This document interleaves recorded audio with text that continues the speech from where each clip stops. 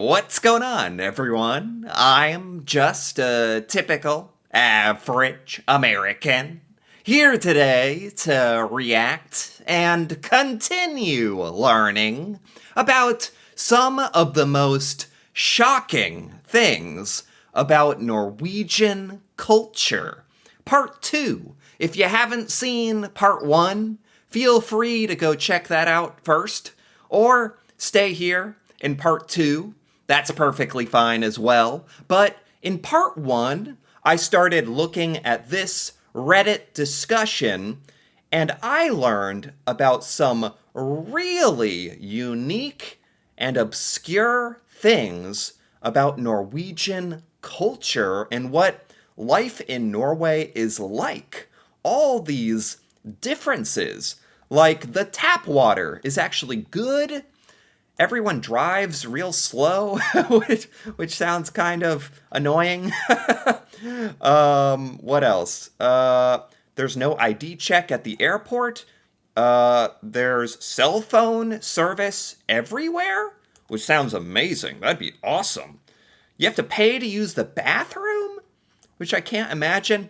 So today, I'm really excited to continue looking at this discussion and read about some more things that are really shocking about life in Norway and how life in Norway is just different to America. So let's take a look here, starting where we left off. Right here, the bus to the airport was late, so they delayed the flight. Excuse me. I just, I just can't believe what I'm reading.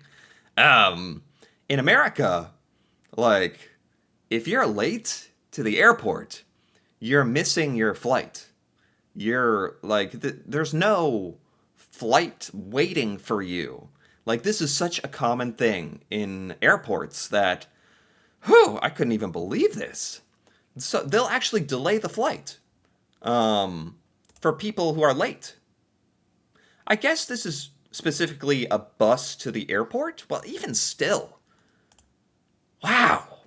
That just shows you in Norway, I don't know. It just seems like a little more civil. Like, I don't know, just nicer? Like, you actually care about people? And yeah, in America, you're just screwed. In Norway, you can buy as much snus and alcohol as you want, but not medicine. That's an interesting one. In America, well, there are limits to how much medicine you can buy, for sure.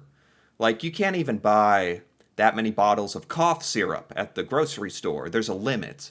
So maybe we're kind of similar in this way, because in America, yeah, we don't really have snus that much, but alcohol.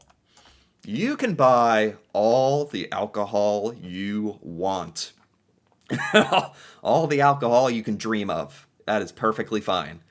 We have limits on medicine, too, I'll say. So we're kind of similar in that sense. Rock, paper, scissors is played differently. Really? How is it played? Wait, what? They're not going to explain how it's played? How do you play rock, paper, scissors in Norway? Hold on. Norway. Okay, there might actually be a website that explains this. What is this? Yeah, I'll accept your cookies. Okay, sure. How do you do it? Oh, how do you use rock, paper, scissors? It's a quick game of rock, paper, scissors? What? No, this doesn't explain. No! How do you start rock, paper, scissors in your language? Maybe that explains. Katzenjammer? No, that sounds German. Dang it. How do you play rock, paper, scissors in Norway? Can somebody explain that to me? It's different? Huh. Do you know how we play rock, paper, scissors in America? You just go rock, paper, scissors, shoot. And then you put out your scissors or whatever, and that's it. The schedule is by ook number, whatever? What? Oh, I think week. I think I've heard of this. In Norway, you schedule things by weeks, um, rather than like the date. Is that correct? You actually schedule stuff by week number? I think I've heard it. That's very strange. It still confuses me. Okay, what else are some shocking things about Norwegian culture? The tap water was the most incredible thing I've ever drank. I miss Norway. This tap water. How, man, like I was saying in part one, tap water tastes really bad in America. Like, in a lot of parts of America. And if you're in a big city, forget it. Your water might even have a strange color. It's kind of weird for American water. There's a lot of fluoride in it. It's not good. The 20 kids in a kindergarten with knives. What? There's a link. I'm scared to click this link. What is this? It's a photo. What is this? Children with knives carving sticks? What? What? This is okay? You allow the kindergartners to have knives to carve sticks, I guess? Man, in Norway, you just treat your children very differently than America. Um, when I grew up on a farm, my grandfather gave me a multi-tool when I was 5 years old. The one where you can have a knife, and a screwdriver and other things. Yeah, like a Swiss Army knife, as we'd call it. Um, Man, I feel like this might be a good thing. Like, we might be a little overprotective in America. There's a lot of laws about, like, you have to watch your children. Child abuse is very strict. And that's good. That's a good thing. You want people treating their children well, but it may result in a little overprotectedness in America. We don't give our kids enough freedom, maybe, to explore the outdoors, to get dirty, to I don't know about using a knife. That is just hard for me to wrap my head around. But I guess kids are smarter than we give them credit for, maybe. But giving them a knife, oh my gosh. We fought like maniacs as children, but we never thought about using those tools or knives against each other. Yeah, I don't know if this would be true in America. This depends on, maybe Norwegians raise your children a little more responsible, a little more disciplined. I would be worried giving American children access to knives. Truly, I would be scared. As a Norwegian who has worked a lot in the United States, the biggest difference I would say is Americans are just as friendly, but a lot more. Norwegian friendliness is subtle. Interesting. So Norwegians are friendly. Because I've heard, like, there's a stereotype Norwegians can be a little distant, a little shut off, a little hard to become friends with. And that can come across as rude or cold if you're from somewhere like America. But it sounds like Norwegians are perfectly friendly. Um, and I get a lot of friendly comments and messages on YouTube from Norwegians that are very positive and friendly. So I know Norwegians are friendly. But this person is saying, as someone who has been to both countries, in Norway it is more subtle. If someone compliments you in the United States, it's just friendly small talk. If someone compliments you in Norway, it's a lot more meaningful. Oh, interesting. That's really good to know. Because you could really get the wrong impression. Um, they're right. In the United States, if someone compliments you, that doesn't necessarily mean they are interested in you romantically. They might just be being friendly. In Norway, it's you take it a little more seriously. Compliments are not so common, so freely given out. So that also means they're more meaningful. In America, a lot of what we say can be a little shallow and not have a lot of meaning because we say it so much. Yeah, that makes sense to me. Also, the way we value everyday things is different, like education. It's more about self development than to move up the corporate ladder. That sounds good. That sounds better. In America, we definitely have an attitude of you need to succeed. You need to win. You have to get to the top. It's all about the individual. That's the point of education and work, which can be good for creating competition and getting like maybe making people work hard and try to win and motivate people. That's one way to motivate people. That's the American way. I like the Norwegian way here. It's just about personal development. And I think in Norway, it's much more of a community effort, trying to lift everyone up and succeed to help the community, which is a wonderful idea and something we could definitely use more of in America. Definitely. Yeah. Dark humor. I never really found any good match on mean and dark humor. So in America, we don't really have dark humor. It's kind of crazy how the US is leading in so many different ways, but is blind to religion, gun control, healthcare. Yes, that's true. That's true. Certainly, our gun control, certainly, the fact, like, as an American, part of me is glad we can have self defense, like weapons and guns for self defense or hunting. That's all fine. But it's a little too easy to get a gun in America. This isn't something a lot of Americans talk about either, because this is a right that we are really, really protective of, our right to own guns. And I'm okay with that.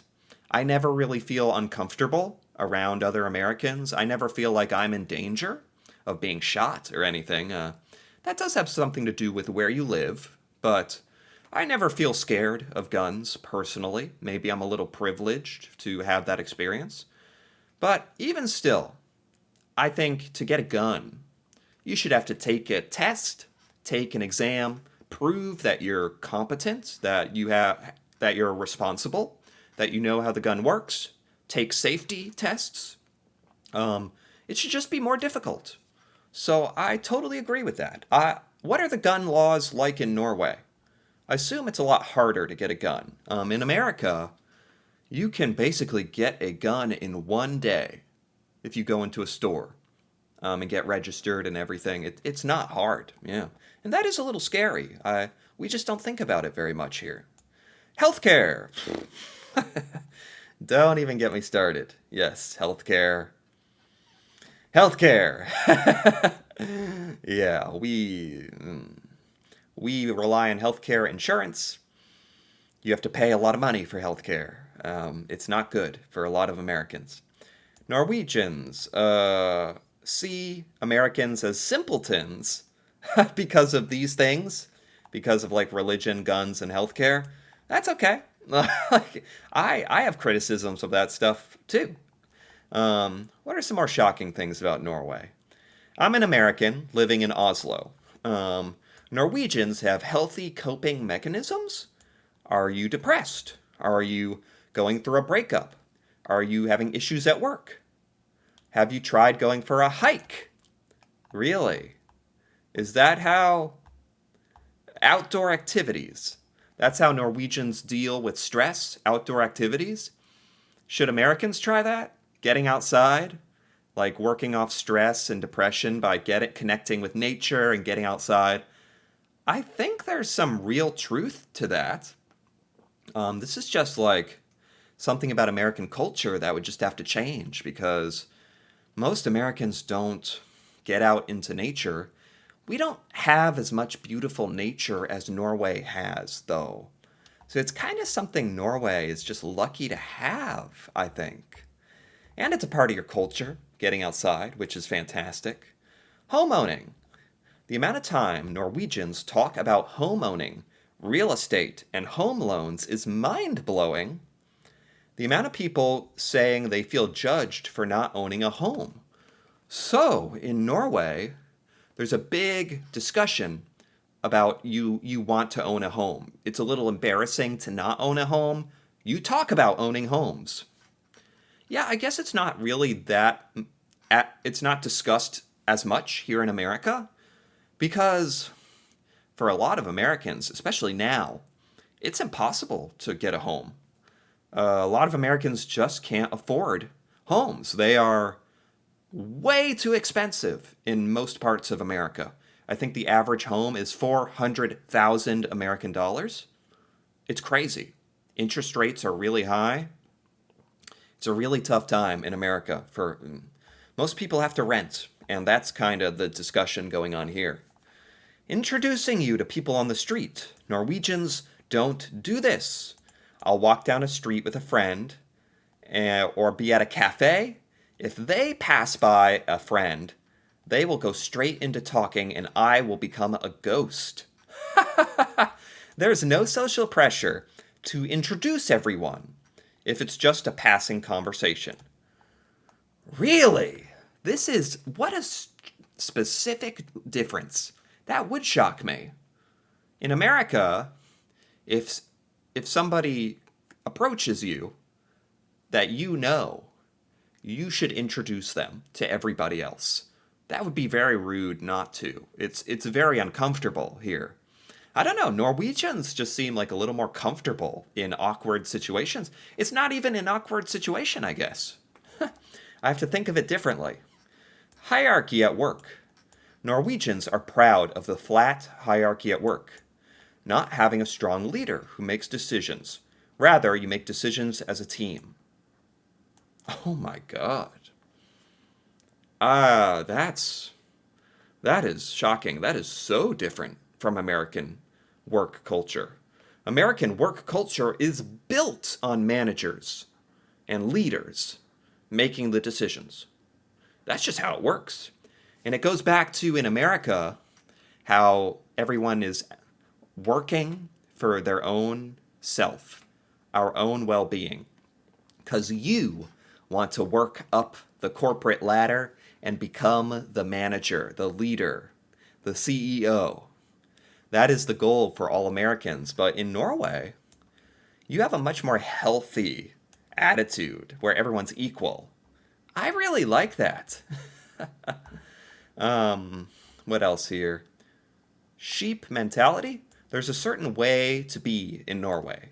You get a fast job, you buy a home, you renovate the home. If you aren't doing these things, there is a social pressure to do things the right way. In the USA, I felt free to play life however I wanted, in search of my dream.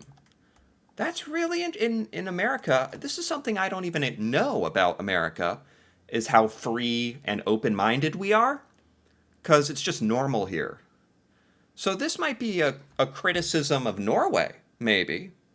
A shocking thing about Norway is there's more expectations, more social expectations of how to act and how to be and how to live your life.